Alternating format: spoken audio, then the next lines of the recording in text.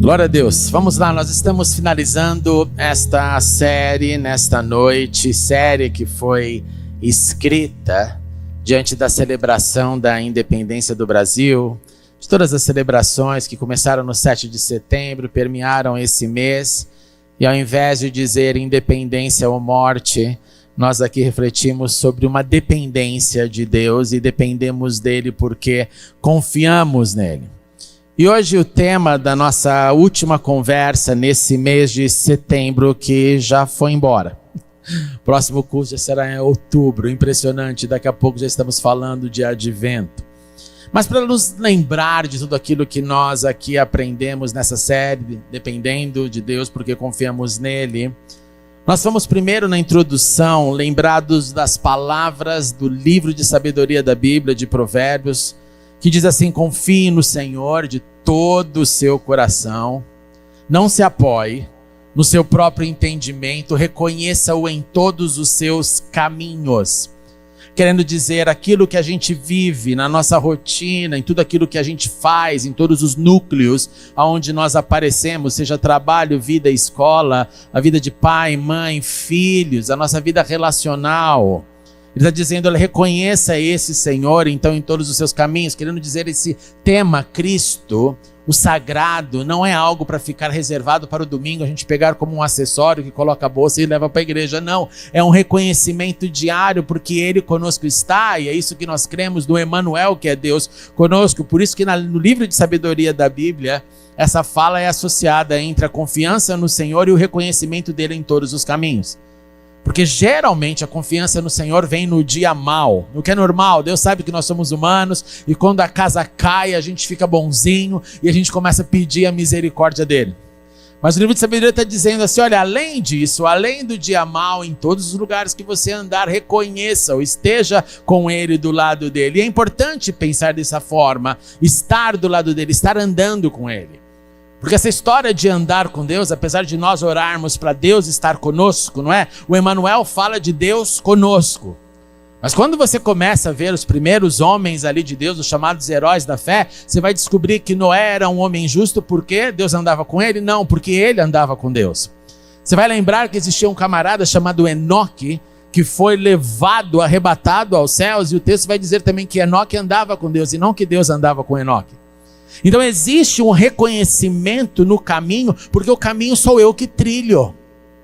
O caminho é você que trilha, onde você anda, o que você faz é fruto da decisão da sua mente. Eu vou por aqui, eu vou por ali.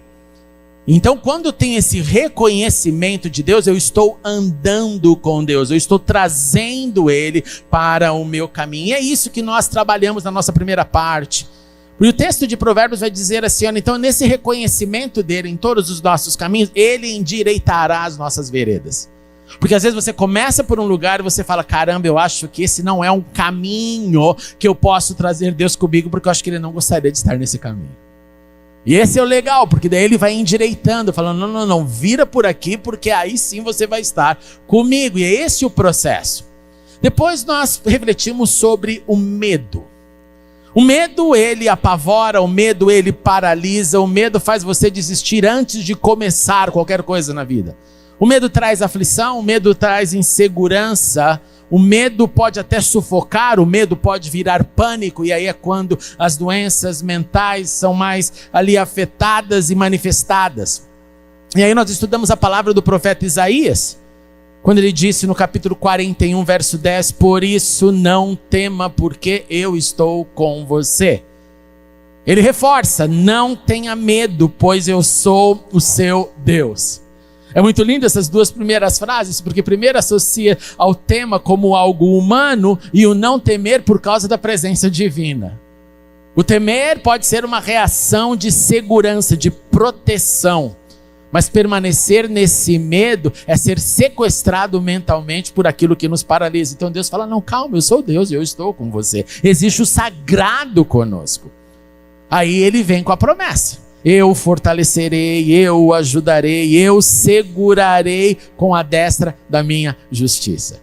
O que nos mostra também sobre essa variação dos nossos estados de medo. Então o Senhor fala, não, nesse processo eu te seguro, eu te sustento, eu te fortaleço. E aí então eu posso depender dele, porque eu confio nele, enfrentando os medos, por causa da presença de Deus em mim e em nós.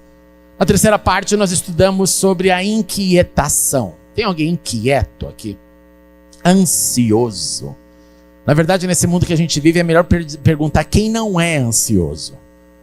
Quem não é inquieto. Quem não fica com megas preocupações. Isso sufoca, chega na hora de dormir, não consegue dormir porque está ansioso. Acorda, já está ansioso. Vai para o trabalho ansioso. A vida é uma ânsia o tempo inteiro. E aí nós estudamos as lindas palavras de Paulo à igreja de Filipos, quando pegou exatamente esse tema e disse: olha, não andem ansiosos, e aqui que vem a pior parte, por coisa alguma. Então ele está dizendo que não existe um ponto que se não, esse aqui você fica ansioso. Não, não fique, não fique. E aí ele deu o caminho, mas em tudo, em todos os motivos onde a ansiedade poderia ser manifestada, em tudo, por meio da oração, da súplica e da ação de graças, mantendo esse equilíbrio entre o que eu peço e o que eu agradeço, que é sempre um desequilíbrio muito grande, não é verdade? Você não pede muito mais do que agradece? A gente sempre tem uma lista maior de pedidos do que uma lista de gratidão. Mas ele diz, olha, combina essas duas coisas, entre essa lista de súplica e essa lista de ação de graças. Não é problema apresentar diante de Deus as petições. O texto fala, faça isso sim, mas mantenha o equilíbrio. E aí ele conclui, numa repetição do processo das palavras dos profetas. Uma fala e uma aplicação. Uma fala e uma aplicação. E a aplicação é, então, o resultado, a paz de Deus, que excede todo entendimento, guardará o coração. Aí ele não vai ficar muito ansioso, aí ele vai ficar mais domesticado, mais pacificado.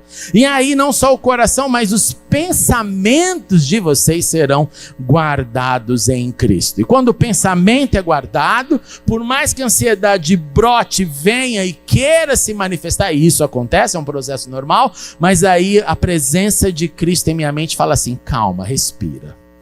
Respira, porque senão você vai aqui tentar achar a solução e não existe solução para tudo no momento que eu quero. Tem muitas coisas que eu continuo a dizer, Senhor, eu dependo de Ti, eu não tenho a solução para isso, então eu confio em Ti, eu vou continuar na espera para que isso aconteça quando o Senhor quiser, porque em muitas áreas da nossa vida nós não temos a solução na hora que nós queremos. Esse foi o quadro que nós trabalhamos nesse processo de dependência e confiança, e hoje nós vamos concluir também com as palavras de um profeta, no que eu chamei de eu confio e então frutifico. Então abra sua Bíblia em Jeremias capítulo 17, verso 7 vai estar o nosso texto. E esse texto é muito lindo porque diz assim, ele é uma resposta a uma pergunta. Nós vamos começar pela resposta e depois com a pergunta. Diz, mas bendito é o homem que confia no Senhor. Bendito, abençoado é o homem que confia no Senhor, cuja a confiança nele está. Então, primeiro, fala profética. Primeiro o statement, primeiro a declaração e agora a consequência. Ele, esse homem que é bendito porque confia e a confiança dele está no Senhor, ele será como uma árvore, vai imaginando essa árvore na sua cabeça, uma árvore plantada junto às águas. E por ela estar perto das águas, ela estende as suas raízes que vão à procura de água. As suas raízes vão ali andando pela terra até se chegar perto do ribeiro.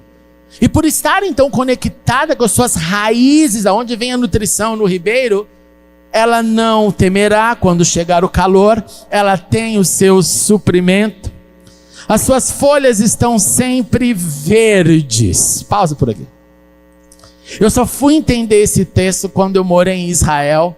E naquele cenário de deserto absoluto, você via lugares com árvores completamente verdes, verdes, verdes, verdes. Frutificando o ano inteiro. Porque existia ali não os ribeiros, porque o problema lá é a ausência de água. Mas porque os canais, as mangueiras de irrigação, com seu processo de gotejamento. Imagine mangueiras perfuradas, colocadas nas árvores, nas plantas. Então aquela mangueira, ela vai gotejando, gotejando o dia inteiro. Você nunca vai ver ninguém lá com mangueirão, sabe assim, não dá, não pode fazer esse gasto de água onde não tem. Mas esse pinga-pinga Mantém ali a planta, a árvore, a plantação sempre, sempre nutrida pela água, nunca com sede. Então você olha ao redor, está tudo deserto, mas ela está verde. Você olha ao redor e as flores, as folhas, os frutos estão brotando, porque existe uma água em gotejamento ali no pé daquela planta, na raiz daquela planta. Por isso, então, essa forma poética de dizer o que é verdade hoje no mundo agrícola, principalmente nesse exemplo que tem em Israel. As suas folhas estão sempre verdes. E não ficará, olha que lindo, ansiosa no ano da seca. Porque ela está conectada na fonte. E a conclusão final, nunca deixará de dar frutos. Esse aqui então é o paralelo do mundo agrícola, do mundo ali de onde as pessoas olhavam, contemplavam árvores. Às vezes eu tenho a impressão que aqui em São Paulo a gente só contempla a árvore no dia que dá temporal e elas caem em cima de um carro, fecha a rua. Ao invés de olhar a beleza das árvores, como é bom estar num lugar arborizado, faz toda a diferença. Então esse texto, como eu disse, Jeremias está fazendo uma resposta. Ele está dizendo, olha, em contrapartida daquilo que não é bendito, o abençoado, ele confia, sua confiança está no Senhor e ele é como essa árvore que sempre está verde, não teme, prossegue durante as estações da vida. As estações não vão alterar as suas folhas, as estações não vão alterar os seus frutos, as estações não serão ali um problema, porque ela está conectada diretamente raiz via ribeiro. Agora, qual é a pergunta para o profeta, em nome de Deus, falar e dar essa mensagem? Vai para o verso 5, para você ver agora qual que é o outro quadro. O verso 5 diz o seguinte, assim diz o Senhor: maldito é o homem que confia nos homens, que faz da humanidade mortal a sua força.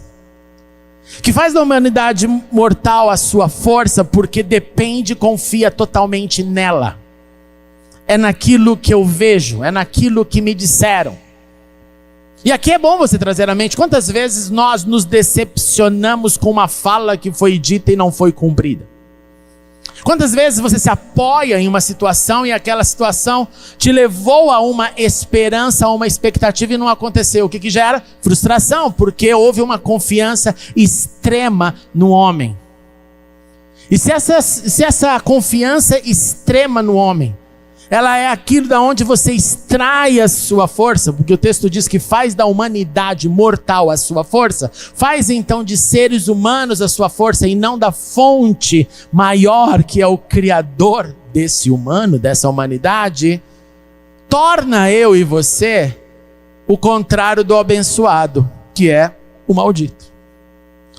Ele continua dizendo, esse que faz assim, ele tem o seu coração se afasta do Senhor, verso 6.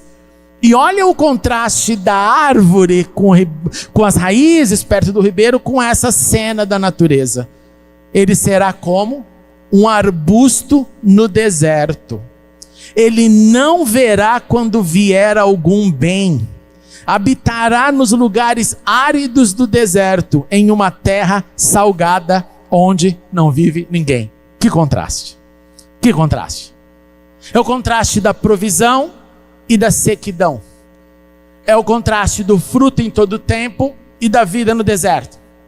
É o contraste do enfrentamento das estações de maneira saudável e a sobrevivência na aridez da vida. É isso que Deus está falando através de Jeremias. Jesus, continuando esse desenvolvimento e usando o mesmo tipo de linguagem, árvores e frutos, falando àqueles que estavam quando Jesus estava na terra, continuando o seu processo de mostrar, olha, dependa e confie. Lembre-se que Jesus falou uma certa vez, olha, olhe para os lírios do campo, olhe para os pássaros, sou eu, que é o Senhor que cuida deles. Olhe suas vestimentas, as das flores. Olha para o pássaro que nunca vai ficar deprimido se amanhã vai ter comida ou não. Deus dará o alimento. Olha, ele usa essas figuras. Mas tem um texto que fala muito profundamente sobre isso. Abra comigo em Mateus capítulo 7, verso 15. Ele vai começar com uma advertência dizendo, tenham cuidado com os falsos profetas. Estes falsos profetas vêm a vocês vestidos de peles de ovelhas, mas dentro eles são lobos devoradores. Pelos seus, e aqui começa a linguagem, frutos, vocês os reconhecerão. Por aquilo não somente que eles falam, mas por aquilo que eles vivem, que vocês vão perceber se são essas árvores conectadas à água ou se são arbustos secos do deserto pedindo alguma atenção. E aí Jesus expande. Alguém pode colher uvas de um espinheiro ou figos de erva daninha? A árvore que não é árvore de manga nunca vai dar outra coisa a não ser manga. A figueira vai dar o figo. Se está acontecendo aqui uma promessa que não tem a ver com a identidade, é uma promessa fake. Não é a realidade da vida, o que Jesus está dizendo. Verso 17, semelhantemente, toda árvore, olha agora o alinhamento com Jeremias. Toda árvore boa dá frutos bons. Toda árvore ruim dá frutos ruins. Uma árvore boa não pode dar frutos ruins, tampouco uma árvore ruim pode dar frutos bons. Toda árvore que não produz bons frutos, e agora vem a advertência máxima de Jesus. Ela é cortada, ela é lançada no fogo. Ela não pode permanecer porque o chamado é de uma dependência, de uma confiança e de uma frutificação. As raízes vão buscar a água porque ela sabe que na água ela vai ter vida, folha verde e frutos. Então a consequência natural da água vão ser os frutos. Vai ser a vida independente da situação e da estação. Jesus está dizendo, a árvore boa, ela dá bons frutos, por isso que ela permanece e ela continua. Mas a árvore que não produz bons frutos, ela acaba morrendo. Ela não subsiste, ela não tem força. Ela não enxerga a fonte. Ela é seca em si. E aí Jesus concluiu no verso 20 dizendo, assim, pelos seus frutos vocês os conhecerão. A nossa caminhada então, irmãos e irmãs, da confiança dele, dependendo do Senhor, nos permite, nos convoca, é uma invocação para frutificarmos. Mas para não ficar dúvida essa noite, deixa eu definir para você, frutificar o quê? Frutificar como? E aí você tem que perguntar o que é o fruto? O que é o fruto? No contexto árvore, plantação, o fruto que é algo gerado pelo plantio, pela árvore. Vai nascer, vai sair da terra. Sempre que eu visito a minha mãe, tem alguma coisa plantada ali nascendo. André, vem aqui, vê na horta, tá? Olha, tá, a cenoura tá lá dentro. Eu cheguei lá, de tanto a minha irmã jogar semente de melancia, nasceu uma melancia lá no quintal dela, dá tudo que você colocar lá, dá. E ela fica contemplando, olha o que aconteceu, olha a abobrinha, olha isso, olha a couve, eu adoro isso, gente. Então vem da terra, ganha um formato, aparece, brota, manifesta forma, manifesta cores. Quando a gente abre, manifesta cheiros, tem sabor, vira comida, nos alimenta. O que são os nossos frutos? Igualzinho esses frutos da terra. Igualzinho. É algo que é gerado não na terra, mas é gerado dentro de mim. É algo que vem dentro de mim e de você através das palavras do Senhor Jesus no nosso interior. E começa um processo. Vem adubo dele. Vem água da vida. Vem nutrição. E aquilo começa a borbulhar, vem a proclamação, vem a palavra da vida, do milagre, aquilo começa a gerar algo, um resultado, uma ação. E aí vira depois uma colheita, porque daí eu aprendo a receber dessa nutrição dele, transformo isso em algo que sai de dentro de mim para fora, e esses frutos que saem de mim são nada mais nada menos que as minhas atitudes. O meu comportamento. Aquilo que é formado em mim e sai para fora. E não sai só um dia, sai hoje, sai amanhã, sai depois. E aí quando eu acho que eu masterizei, agora eu entendo como lidar com essas circunstâncias, o Senhor fala assim, então agora eu vou te dar uma que você não entende. Você tem que plantar uma outra erva aí. Você tem que ter uma outra nutrição, porque agora você tem que aprender a lidar com outra circunstância. Então, o que são os nossos frutos? São as manifestações das boas notícias que chegaram plantadas dentro de nós durante a jornada. E ela vai ser proclamada através do nosso testemunho de vida. E vai confirmar que eu, como essa árvore plantada e as minhas raízes nutridas pelo Senhor, vai resistir todas as estações. E eu vou continuar dando frutos. Como eu aprendo então a confiar nele agora num segundo estágio? Quando eu perceber já que essa minha conexão de água, de nutrição, de adubo santo, de coisas formadas em mim que saem, como eu disse, vão ter níveis de confiança. Como você acha que nós aprendemos então a confiar no Senhor, depender do Senhor para então frutificar? Como, gente? Como? É triste falar isso. Porque nós aprendemos a confiar em Deus quando a gente enfrenta os próximos dias que não são tão bons. Nós aprendemos a confiar em Deus enfrentando o dia mal com fé e obediência. Ele sabe o que você já viveu, ele sabe que você fala, não, isso eu aprendi a confiar em Deus, eu já passei por isso. Mas ele fala, então, tem a próxima lição da cartilha agora, então vai ficar diferente agora o quadro, vai ficar diferente o quadro. E aí eu tenho uma chance nova de confiar nele. Eu tenho uma chance nova de dizer, Senhor, não está dando, até onde eu tenho aqui, eu preciso de um pouco mais.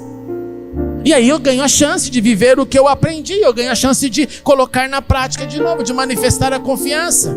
E essa confiança vai crescer a partir do meu enfrentamento daquilo que é novo e daquilo que eu busco dele. Aí eu aprendo, sim, Senhor, eu posso confiar em Ti, eu posso depender de Ti. E ele vai continuar me dizendo, que ótimo, então continue confiando e frutificando. Gente, essa caminhada não é fácil. Ela não é fácil. Porque Deus quer nos esticar cada vez mais. Eu tinha uma diaconisa lá em Londres que ela sempre passava do meu lado, um amor de pessoa, uma irmã amada até hoje, ela, seu marido, suas filhas. E às vezes ela me via pela igreja, ela olhava, passava em mim, dava 2 tapinhas nas minhas costas. Eu já até conhecia quando era o tapinha dela, eu já ficava esperando o que ela ia dizer. Porque ela dava 2 tapinhas para mim e falava assim, pastor, fique firme, Deus está engrossando o seu lombo. Eu me sentia meio um lombo de Natal, peru de Natal, mas eu entendia o recado, era fique firme, Deus está com você, pastor, fique firme, continue firme, continue firme. E aí quando você vence, você fala, nossa, agora eu frutificando no Senhor, eu conectado nele, eu consigo encarar. Aí Deus fala, que bom, parabéns. Lição 3. Uma nova que você não conhece. E aí começa tudo de novo, você se sente ali, quase como estando nu diante daquilo. É claro que você já tem um entendimento de que ele é fiel, de que ele vai, mas você fala, Senhor, mas isso aqui eu nunca lidei. Como eu vou lidar com isso? Ele vai lá, vamos lá, em mim, vem pra mim. Vem para mim, conecte-se em mim, pega a sua raiz, estica bastante para chegar na água viva e você vai saber o que fazer. Ele nunca fala adiantado, ele nunca dá todas as pistas, não existe essa cartilha que a gente está ali como se fosse um software, um programa, um app que eu coloquei na cabeça, já sei tudo. Não, eu busco a medida dos meus enfrentamentos. E assim eu aprendo a depender mais, aprendo a confiar mais, mas continuo dando frutos. E esse é o convite, gente. É bom saber que eu posso depender porque eu confio. Mas esse que nos chama para depender dele e confiar nele, ele fala, então, mas dê frutos, porque senão essa árvore vai ser lançada fora. Dê frutos, porque eu preciso de você vivo. É por isso que eu sempre lembro a nossa amada felicidade, dizendo, enquanto você está vivo, você tem que dar frutos. E não olhar para o passado e dizer, não, lá no passado eu fazia, eu servi. Não, se você está vivo, você precisa continuar a dar frutos. Eu concluo então essa série te convidando a primeiro avaliar a sua confiança. Como está a sua confiança? Como está a sua dependência diante do que você vê hoje? E não se preocupe, porque o inesperado da vida sempre nos alcança. Sempre nos alcança. Cada hora é um, cada hora é um. Mas é tão bom poder confiar em Deus e saber que Ele conosco está. E que certamente a sua bondade e misericórdia nos seguirão todos os dias da nossa vida. Isso é maravilhoso. Isso não é simplesmente a poesia de um pastor no campo. Isso é a verdade de todos aqueles que confiam e dependem dele. Avalie então a tua confiança e lembre-se, se estiver agora ela abalada, porque o que está na frente é um pouco maior, lembre-se que essa é a tua chance de crescer. Então é o amor do Pai permitindo você crescer, para você não achar que você entendeu tudo, assimilou tudo, sabe tudo de Deus. Não, Ele sempre tem um próximo item na cartilha. Ele nos chamou, Ele nos resgatou, Ele nos salvou para essa caminhada e Ele nos chama. Olha, dependa, confie. E para concluir eu digo, reflita também sobre os nossos frutos. Os frutos que têm a ver com o seu comportamento, como eu disse, as suas atitudes, aquilo que eu e você manifestamos, porque somos seguidores dele. Mas frutos também que saem de mim e tocam outros, tornando outros árvores que esticam as suas raízes até o primeiro ribeiro, o ribeiro que é Cristo, a água viva. Reflita sim, seja criterioso, use da sua matemática. Assim como a gente faz conta para saber quanto vai sobrar no final do mês, assim como a gente faz conta para saber quanto a gente precisa, faça a conta dos seus frutos. Não para ser acusado de maneira nenhuma, mas para falar: Senhor, eu acho que eu posso dar mais frutos. Senhor, eu quero dar mais frutos. Senhor, eu quero deixar em todas as estações da minha vida frutos espalhados por onde quer que eu venha a andar. E assim a dependência vai ficar cada vez mais forte, a confiança cada vez mais centrada nele. E ele vai nos permitir a alegria de frutificar. E quem frutifica se sente sempre vivo, pois só frutifica quem vivo está nele. Vamos ficar em pé e vamos orar nessa hora. Aleluia, Senhor.